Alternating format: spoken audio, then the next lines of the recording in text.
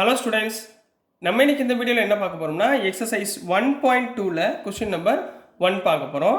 So எல்லாமே one word மாதிரி தான். என்ன கேட்டிருக்காங்கன்னா which of the following are examples of null set. Null செட்டுன்றது உங்களுக்கு இன்ட்ரோடக்ஷன் பார்ட்டில் சொல்லியிருக்கேன். நல் செட்னா என்ன அர்த்தம்? எம்டி செட்டுன்னு அர்த்தம். சரிங்களா? அதாவது செட்டுக்குள்ளே எந்த ஒரு எலிமெண்ட்டுமே இல்லாமல் இருந்தால் அதை நல் செட்டுன்னு சொல்லுவோம். சரிங்களா? ஸோ இப்போ இதில் ஃபர்ஸ்ட் சப் டிவிஷன் என்ன கொடுத்துருக்காங்க பாருங்கள். Set of odd natural numbers, set of odd natural numbers divisible by 2. நல்லா கவனமாக பாருங்க. நம்ம எடுத்துக்கிறது எல்லாமே ஆட் நம்பர். 2ன்றது என்ன நம்பரு? Even number. அப்போ ஆட் நம்பர் 2 டிவைட் ஆகுமா?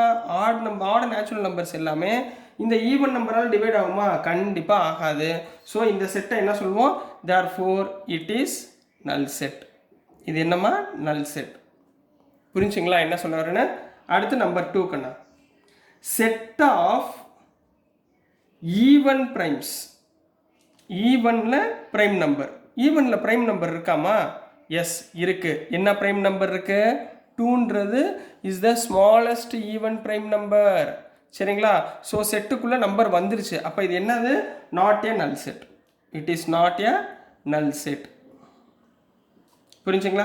தேர்ட் ஒன்மா என்ன கொடுத்துருக்காங்கன்னா இது வந்து செட் பில்டர் ஃபார்மில் கொடுத்துருக்காங்க. X such that X is a natural number. Natural நம்பர்னாலே உங்களுக்கு என்ன ஞாபகம் வந்துடணும்? 1 2 3 4 இதெல்லாம் ஞாபகம் வந்துடணும். Which is X less than 5 and X greater than 7. சரிங்களா? இப்போ ஒரு நம்பர் போடுறீங்க. இப்போ 1 2 3 4 இதெல்லாம் வந்து என்னது? நேச்சுரல் நம்பர்ஸா? 5 6 7 8 9 10 வரைக்கும் போட்டுக்கிறேன். X less than 5. Less than 5னா இது பூரா வந்துருமா? Right. X greater than 7. Greater than 7னா இது பூரா வந்துருமா? ரைட்டுங்களா? இது ரெண்டுக்கும் சம்பந்தம் இருக்கா?